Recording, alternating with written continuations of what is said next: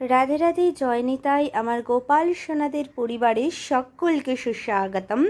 সকল সাধুগুরু আর শ্রী বৈষ্ণবদের চরণে দণ্ডবত প্রণাম করে আমি আমার ব্লগটা শুরু করছি। বঞ্ছা কল্পতরুভাষ্য কৃপা সিন্ধু বয়বচ পতিতানাং প্রাবণেভ্যো বৈষ্ণবেভ্যো নমো নমঃ। সকল শ্রী বৈষ্ণবের চরণে আমার দণ্ডবত প্রণাম। সকলে কেমন আছো? আশা করি সকলে ভালো আছো। সকলের উপর ভগবানের কৃপা বর্ষিত হোক। সকলে ভগবানকে সেবা দিয়ে প্রসাদ পেও। আজ আমি তোমাদের পাণ্ডবা একাদশীর রাতের ভোগ তোমার সেবা কি করে করছি সেটা তোমাদেরকে দর্শন করাবো। অনেক দিন ধরে ভালো করে ব্লগ করতে পারিনি, সময় পাইনি, শরীরটাও ভালো ছিল না, তাই আজ তোমাদের একটু সময় পেয়েছিলাম। তাই পাণ্ডবা একাদশীর যে রাত্রিকালীন যে সেবা, সেই সেবাটা তোমাদেরকে দর্শন করাবো। রাত্রে বাবুদের জন্য আলু ফ্রাই করে আমি ভোগ নিবেদন করেছিলাম। সকালে ফলভোগী হয়েছিল।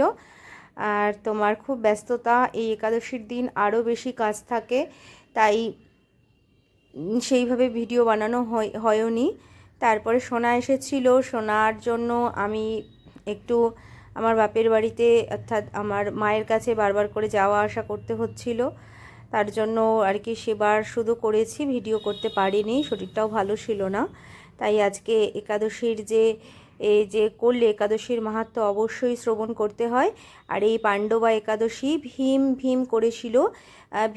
ভীমের বৃক্ষ দেশে বিকো নামে যে অগ্নি এই ছিল, তার জন্য ভীমের ক্ষুধা নিবারণ হতো না, ভীমের ভীষণই খিদা পেত, তাই সে একাদশীর উপবাস পালন করতে পারতো না। তাই ব্যাসদেব তাকে আদেশ দিয়েছিল যে তুমি অন্তত এই একাদশীটা পালন করো। নির্জলা থেকে যদি এই একাদশী পালন করতে পারো তাহলে সমস্ত একাদশীর ফল তুমি লাভ করতে পারবে।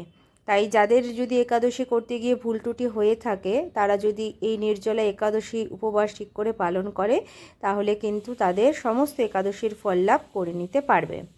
আর একাদশীতে বললাম যে আলু ফ্রাই করে নিয়েছি। আর যে দেখো আমার সমস্ত ছানাদের দর্শন করিয়ে দিচ্ছি। দর্শনে রয়েছে বিশেষ কৃপা। দর্শন করো, দর্শন করে কৃপা তোমরা নিজেরা পাও আর অন্য সকলকে দর্শন করার সুযোগ করে দাও। এর মাধ্যমেও কিন্তু অনেক বিশেষ কৃপা রয়েছে।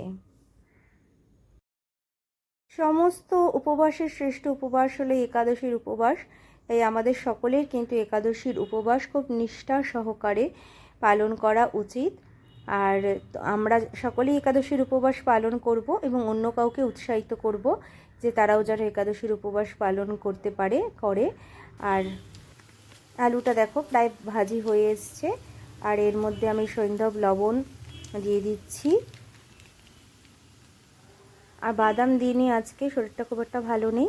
রক সল্ট এটা আমাদের এখানে তোমার দশকর্মার দোকানে পাওয়া যায়, মুদির দোকানেও পাওয়া যায়। আলুটা ভালো করে ভেজে নিলাম।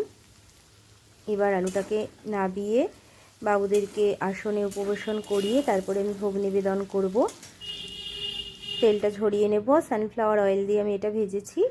এবার মোহনকে আসনে বসিয়েছি আর সকলকে আহ্বান করে ডেকে নিয়েছি। আর ধূপের আরতি করে তারপরে আমি ভোগটা নিবেদন করে দেব আমার গুরু প্রদত্ত বীজ মন্ত্র দ্বারা। হরে কৃষ্ণ কৃষ্ণ কৃষ্ণ হরে হরে, হরে রাম রাম রাম হরে হরে। শুদ্ধিকরণ জল দিয়ে আমি ছিটিয়ে দিলাম। মহাপ্রভু বলেছিলেন কলিকালে সমস্ত বস্তুই অশুদ্ধ, তাই শুদ্ধিকরণ জল দিয়ে আমি ভোগটাকে শুদ্ধিকরণ করে তুলসী পত্র দিয়ে তারপরে আমি নিবেদন করে দেব। এরপরে ভোগ নিবেদন করে হয়ে গেলে তোমাদেরকে ভোগ দর্শন করিয়ে দেব। ভোগ দর্শনে বারে সৌভাগ্য এবং দুর্ভাগ্য কেটে যায়, তাই তোমরা সকলে ভোগ দর্শন করো এবং অন্য কাউকে ভোগ দর্শন করার সুযোগ করে দিও। সকল তোমাদের আপনজনদের এই একাদশীর উপবাস করার জন্য উৎসাহিত করবে। মনুষ্য জীবন শ্রেষ্ঠ হলো কারণ এই মনুষ্য জীবনে আমাদের পূর্ব জীবনের যে প্রারব্ধগুলো সেগুলো আমাদের নিজেদের কর্ম দ্বারা আমরা ছেদন করতে পারি। আবার নতুন করে আমাদের যে ভাগ্য, আমাদের যে কর্মের মাধ্যমে আমাদের সৌভাগ্য আমরা বৃদ্ধি করতে পারি। এই জন্যই মনুষ্য জীবন শ্রেষ্ঠ, অন্য প্রাণীকুলের জীবন শ্রেষ্ঠ নয়, কারণ তারা শুধু পারধ্যই ভোগ করে। তাই সবাই তোমরা একাদশীর উপবাস পালন করো।